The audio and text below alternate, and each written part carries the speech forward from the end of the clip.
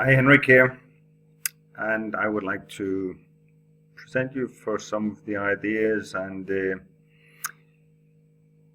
agenda main points for our next meeting. Essentially, what we'll be doing is we'll be going for the classical check-in, trying to offload what else is on our mind and enable us to get this slightly more focused on what it is we're actually going to do.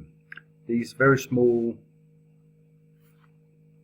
changes that can, in the long run, make a great difference in the final product and experience. And then I want you to discuss the innovation space as a home assignment. Try to get as much done for tomorrow as possible. I know it's a little late, but yep, sometimes things are that. And then I also want you to prepare a project presentation. So I want the project presentation including where you see it on the innovation space. Very, very pleased to hear the quality and the enthusiasm with the ideas that you presented last time. So I would like you to get these clarified, perhaps even a PowerPoint, and include in this project presentation where you see it as in TID's 4 Ps of innovation. That's important because we'll be moving on to Dublin after that. So just to recap, project presentation as clear as possible, which questions you might be asking yourself, and if you have some questions for the rest of the group, and then the rest we'll give you feed forward. So just get a presentation and include the innovation space. And we'll be discussing Dublin's innovation model and elaborating on that. It's found here. And then we will be having a presentation or two concerning the Dublin's model. And then finally a checkout, and the ones that haven't been given a JTI feedback, I really want to either get it done tomorrow, as many as possible, or at least schedule when is it we're going to give you your feedback, so you can we both know the time frame for this, so we don't have too many unattended issues. What is it actually, this project presentation, including the innovation space? What is it I'm thinking about? Here we have TID's innovation space. So after,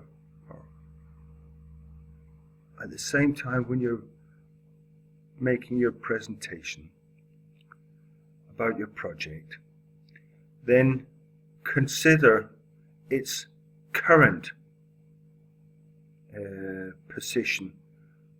So which segments is it currently addressing? I know the entrepreneurship, the more entrepreneurial projects won't be addressing anybody yet, because you haven't yet identified the segments. But just from the top of your mind, which segments and are addressing? What is the product? So which products or services are we talking about? So what is the basic idea, the value proposition, product and service? Who does it target? What are the main positions, i.e. segments? And how is it going to get there? And then when you've been through that, try and reflect on this paradigm. What is the overall mental model of the value proposition and its procurement to its segments? As an example, the mental model of education, is it makes the individual more self-reliant, self-secure, gives them opportunity for developing and developing society. So a win-win. That's a mental model of education as opposed to Pol Pot's view on education, where it was just field work and people working in the agricultural industry. Think about that and then place your current project within these. Not necessarily where you want to take it, because we'll be addressing that at a later stage, but where you currently see it with each of these. And another model, looking back, you could include, there's plenty of them, but could be this with the innovation diamond, because essentially what you could also do is see, well, what are you presenting? What do you actually know about this this concept? So you have a concept up here, your value proposition, product and service. Then you have a knowledge as to where it is currently. You have some knowledge about what you do not know anything about, knowledge that you would like to acquire to develop your concept. And tomorrow, please remind me, I'll have to discuss the question of convergent and divergent thinking. So this is where the state is, and there is going to be a convergent where we're opening up and finding new opportunities, and then having to choose between those in the convergent phase, and then going into a divergent phase and saying, well, how can this be resulted? But I'll illustrate that tomorrow and put it into the context of the innovation diamond. The rest of the group, the class, will and I will then give you feedback, perhaps with some extra knowledge that we have that can add to your knowledge, and perhaps some ideas of knowledge that you could look for apart from what you've already mentioned, and perhaps even give you some concepts that you could be worth taking into consideration. So these work together with the different concepts and which knowledge, existing knowledge within you and knowledge outside of the group that could be interesting to include in working with the concept. And well, it's in the auspices or in the surroundings of our class, so that's where we'll be working with the relations and building trust that way around. So just recapping, just go through it quickly. Your project, as you presented it last time, put it into the concept of TID with its the paradigm, the value proposition, product and service, segments it's addressing, and how it's going to address these, get out to these segments. Could also be more upstream how this is going to be produced, and we're into the value chain perspective, and we'll be presenting it within this, could be within this, what do you know, what would you like to know, and based on which concepts. And then the rest of the group, the rest of the class will give some feedback, additional concepts or refining of the concepts you've presented, adding on to the knowledge, and perhaps also adding on to which other relevant knowledge could be included. That is the assignment, and I expect each group to be able to make a presentation tomorrow. And I know time is short, so but give it as good a try as you have options for. Clean slate, and then we'll move on to Dublin. And the Dublin innovation model we have here basically it builds up and say, this is the organization as such.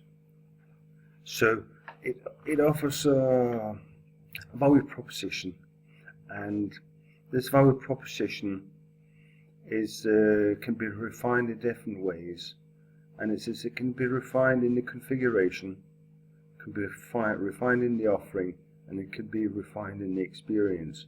So these are the three main areas that an organization can be innovative. And what it says is basically builds from the understanding that initially when people talk about innovation, they think it's either in the product or in the service. But they have an excellent point in saying, well, we can be innovative in a lot of other areas. From what you've already prepared, we had the TIDS with the innovation space. This could also be used as a scenario, an arena to understand how we could innovate. Or the business model cube or the business model canvas. Each element in this cube or canvas could be prone for innovation. And this is Dublin's contribution. So let's quickly go to the home page up here, Dublin, and bingo, we're there. So, Dublin, well, good company, great reputation within innovation and change. Go to the bottom, and then we find the 10 types of innovation. Let's pursue that and go in here and explore the innovation. And then profit model explained here, network explained, structure explained here, and then go through each one of them and get this basic understanding and of this model. Please have some questions, and we'll further develop it there. And not only we won't be developing on Dublin's model, but we'll be relating and applying Dublin's model to your project and perhaps also a case. So this is where we're really trying to be divergent and opening up for convergent, opening up for a new possibilities for your project. In this convergent process, we're trying to find a new product model, new networks, new structures, but it's a model that your project is not ready to work with yet. So we'll just be taking it as a first cast, and that's why I'm not quite sure as to how much we're going to relate it to your project as yet. If we're given, we won't be. The question about new business models is very important, very interesting, and also the Sohini is interesting, more as a supplement to this Dublin's understanding. But the new business models or new business powers, we will be addressing this issue next week, because it's important just to have these aspects ready for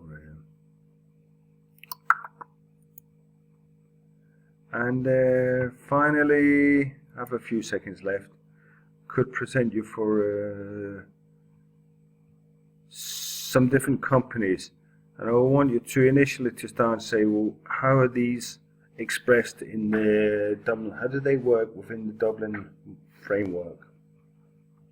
Finally, 15 seconds, Stan's framework. Stan says, well, this is how you add value. Low value is added within manufacturing. Great value is added on these areas, two areas here. Thank you.